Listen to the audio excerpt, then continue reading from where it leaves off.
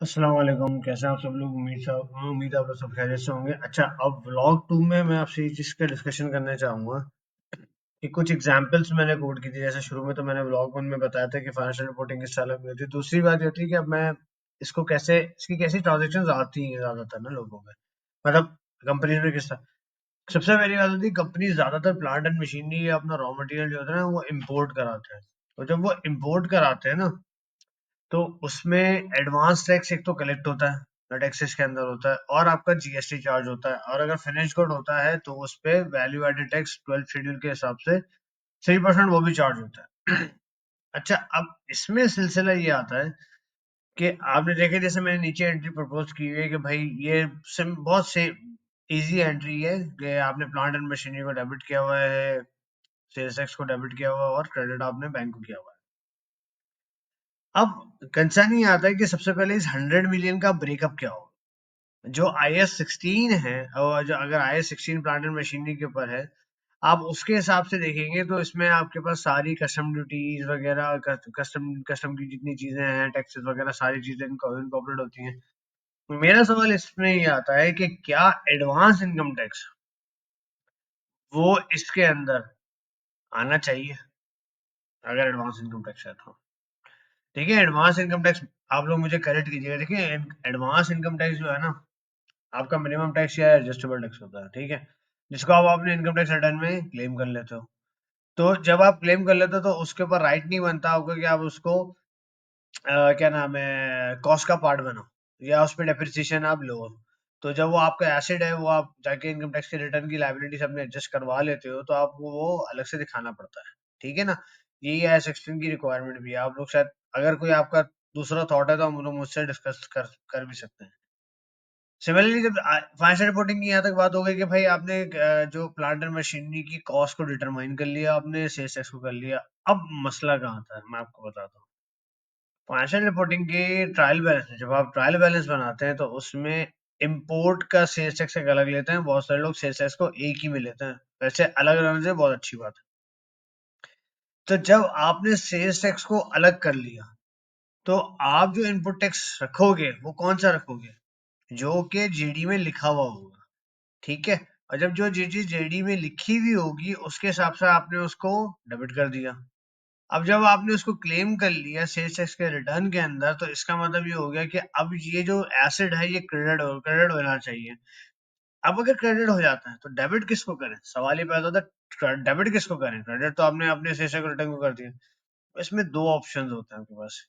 देखिए, सबसे पहली बात ये आती है कि लोग, बहुत सारे लोगों का जो आउटपुट टैक्स होता है वो इनपुट टैक्स से कम होता है, क्योंकि उनकी परचेजेस बहुत ज्यादा होती हैं। क्योंकि सेल का तो दारोमदार डिमांड पर होता है, लेकिन उसकी बेसिस पे आप प्रोडक्शन कैपेसिटी या प्रोडक्शन फैसिलिटी तो बंद नहीं कर सकते ना अपनी। आप तो वो अपनी प्रोडक्शन लाइन तो चालू रखते हैं, वो उसमें जितने भी एसेट्स आते रहते हैं आप उसको क्लासिफाई करो। तो उसके अलावा जितनी भी एडमिन की सेलिंग आती है आपके पास, क्या नाम है, इनपुट्स आते हैं, वो आप लेते रहते हो।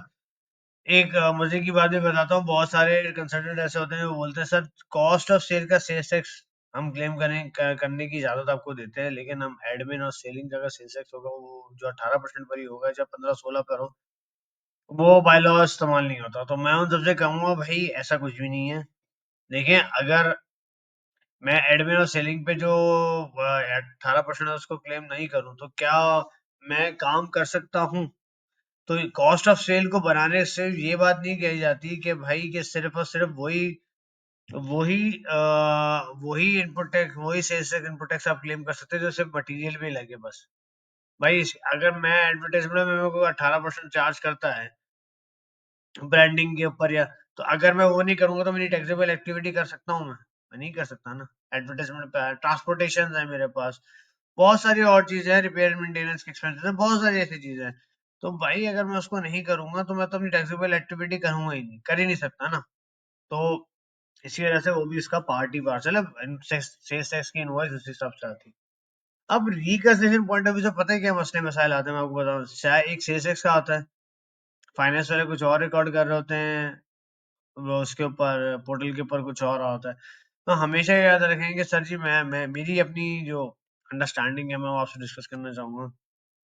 या आप लोग हर मंथ जो भी सेल्स टैक्स जो भी सेल्स टैक्स आपके पास सेल्स टैक्स के रिटर्न में नजर आ रहा है, सबसे पहले उसको रिकनसाइल करा लें, सेल्स टैक्स वालों से रिकनसाइल करा लें कि भाई जीएल में मैंने इतने सेल्स टैक्स रिकॉर्ड किया, आपके पास भी इतने आ रहे हैं। बदकिस्मती से ये प्रैक्टिस कोई भी नहीं करता है, ठीक है।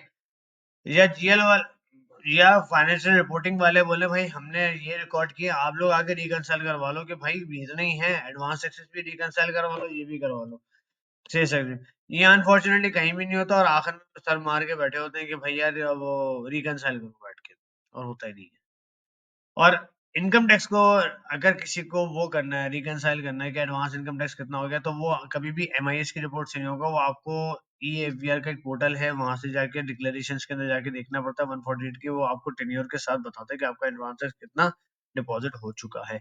ये सबको पता होगा, मैं कोई नई बात नहीं बता रहा, लेकिन मैं सिर्फ बता रहा हूँ कि ये जो हमारे यहाँ पे होता है ना कि रिकंसिलेशन का एक बुखार चढ़ता है at the end of the financial year, वो उससे आप बच सके, ठीक है ना। फिर आते लगती है लोगों की, और फिर बोलते हैं यार चलो अब तो कोई काम ही नहीं करना, रिकंसिलेशन से काम करता है।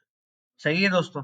तो एक चीज तो ये हो गई। अब आप ये खुद सोचे कि कस्टम ड्यूटी क्लेमेबल नहीं होता, तो उसको भी आप उसका सेल्स टैक्स का उसका सिर्फ फाइनेंशियल रिपोर्टिंग से आस्पेक्ट से होता है, सेल्स टैक्स के पॉइंट। अच्छा, मैं ही बात करता कि अगर आपका 90% टैक्स एडजस्ट हो जाता है, ठीक है, जो कैरी फॉरवर्ड में चले जाता है, 10% की आप लाइबिलिटी पे कर देते हैं, तो ये बाकी कैरी फॉरवर्ड आता है।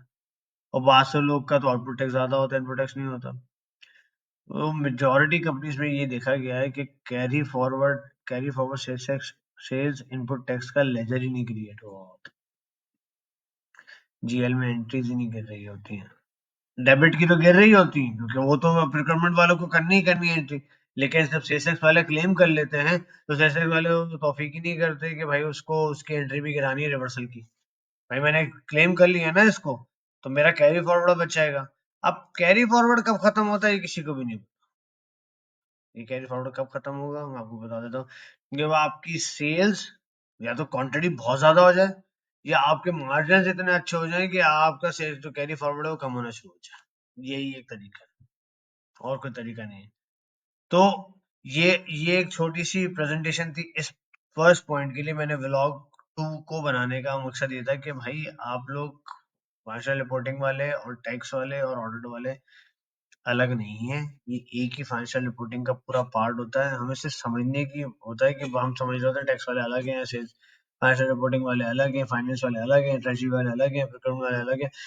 टैक्स ऐसा गरीब मजलूम डिपार्टमेंट है जिसके पास डाटा हर जगह से ही आता है। फाइनेंस वालों के पास भी माजरत के साथ इतना नहीं था होगा जितना जितना टैक्स वालों के पास आ रहा होता है, और वो बेचारे डाटा इकट्ठा कर रहे होते हैं, सिर्फ कोई एंट्री भी नहीं कर रहा होता, फिर भी जुल्म का शिकार होते हैं।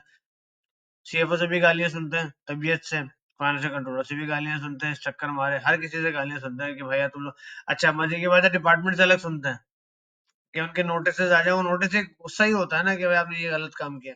हालांकि हम लोगों ने नहीं किया होता, फाइनेंशियल रिपोर्टिंग या प्रोक्योरमेंट वाले ने किया होता, लेकिन सारा बवाल जो आता है वो टैक्स डिपार्टमेंट के पास होता है। ये बात तो ट्रू एंड फैक्ट है यार, ये तो मेरी 8 साल 7 साल 8 9 साल जितने साल भी मैंने टैक्स में काम किया, ये जलालत तो टैक्स डिपार्टमेंट वाले हमेशा से फेस करते रहेंगे।